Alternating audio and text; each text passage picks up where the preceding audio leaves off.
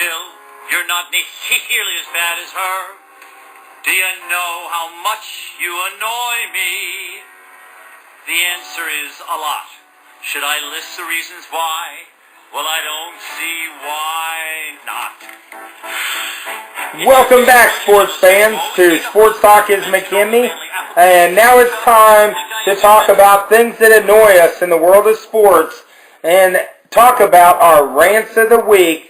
And my rant of the week, Mike, is going to start with Ronda Rousey and Holly Holm, the UFC 193 that we talked about on our last podcast. Of course, Holly Holm knocked out Ronda Rousey to become the UFC Women's Champion. But my rant deals more with so-called sports experts who have podcast shows and like us, ESPN radio and all that kind of stuff. When we were driving back from our rental up in Louisiana, we were at Baton Rouge attending the LSU game. We were staying in our Shaw rental that we always use. And just a real quick plug, Shaw Rental Enterprises, nothing but the best rentals. And I'll tell you what, I'm excited. We're getting ready to go on the road again for some more sports trips. Shaw Rental always takes care of us. And if you're needing a rental, Shaw is nothing but the best. They'll take care of you too. And I'll tell you, on the drive back from Baton Rouge, I mean, that was a long drive. It's about 12 hours. And, of course, in our mobile bed, we have a variety of television options and satellite and everything. So we were able to keep up with everything. Well, just so the fans know the state-of-the-art equipment that we have at our disposal. Well, I'll tell you what, when you're sponsored by Hemi Energy Drinks, I'm telling you, they make sure we have nothing but the best. And on the way back on the drive, Mike, you know, we're sitting there, and I don't know, I can't even remember exactly where we were at. Maybe we were to Jackson by then, Jackson, Mississippi, when we started watching the fight.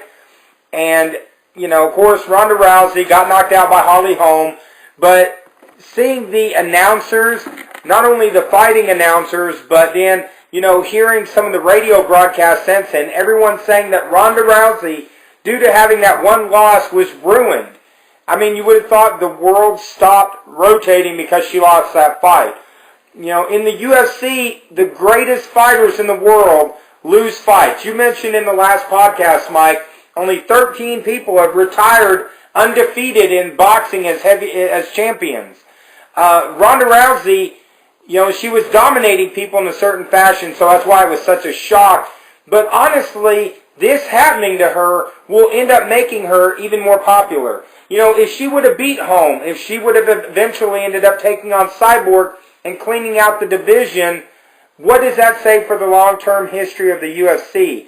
By her losing, number one, it'll set up a rematch that will be one of the biggest pay-per-views in the history of the UFC. Right now, from what we're hearing from our sources with the UFC, is that they're going to probably fight UFC 200 in July in Las Vegas.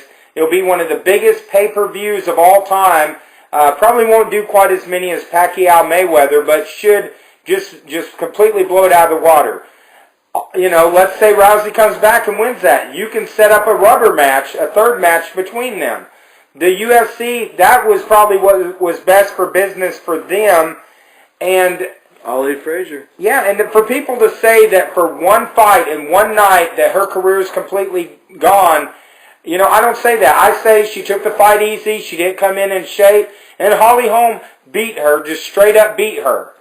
I think all those factors went in. Holm deserved the victory. She won it, she beat her, but to say that Rousey's completely gone for one night is just ludicrous.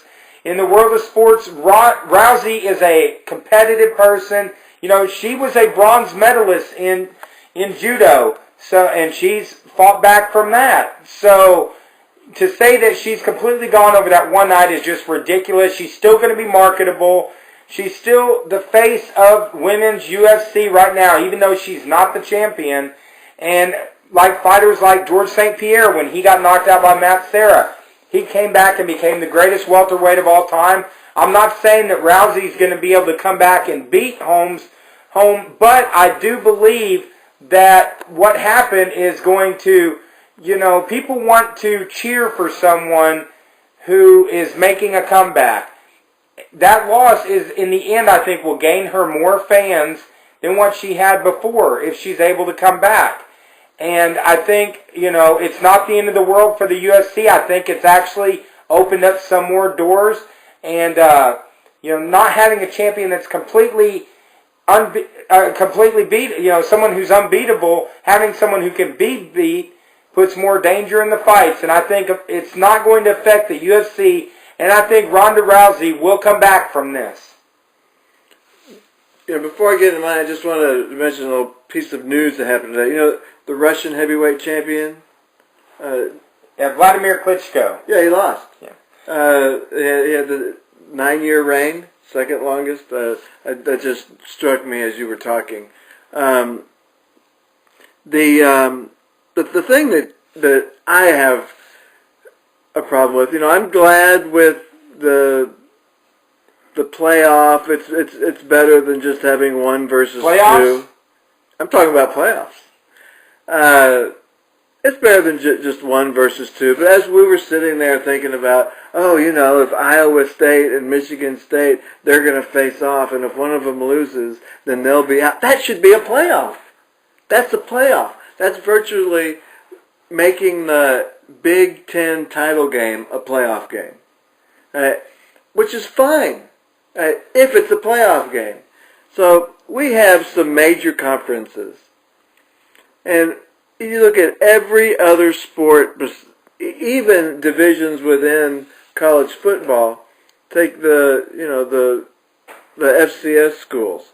There's a 24 division playoff. 24 team playoff. I'm not even asking for 24. I'm saying you get your top 4 or 5 conferences.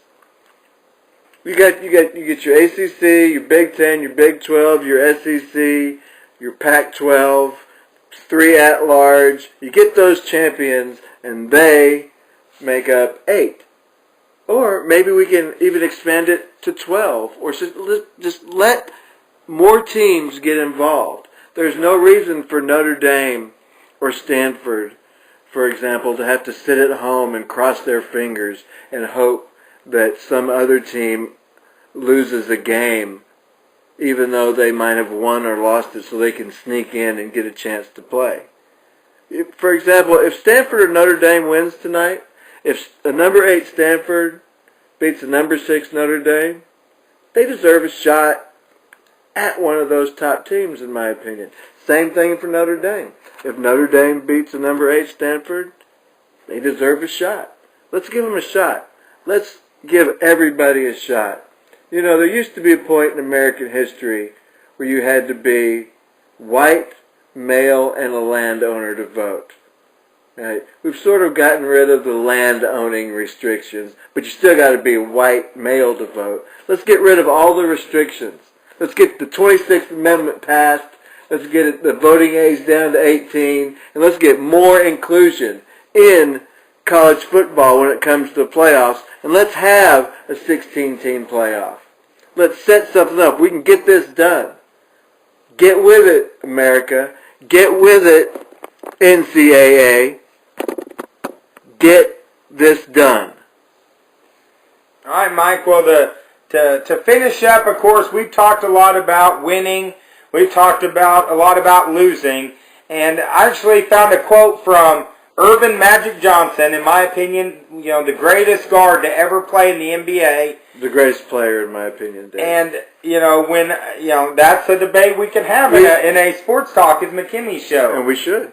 And, Earvin Magic Johnson, I thought this was a great quote, especially when we're talking about the Warriors and we're talking about the 76ers. But there's winning and there's losing in life, and both will happen.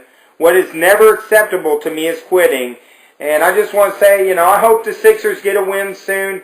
No team should ever have to lose as many times as they've been losing.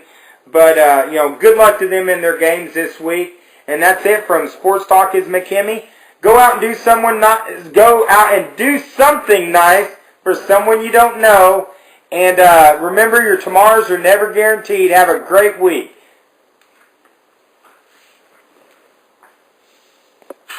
It's your hair, your nose, your chin, those face, you always need a hug. Not to mention all the manly appletinis that you chug. That you think I am your mentor just continues to perplex. And oh my God, stop telling me when you have dirty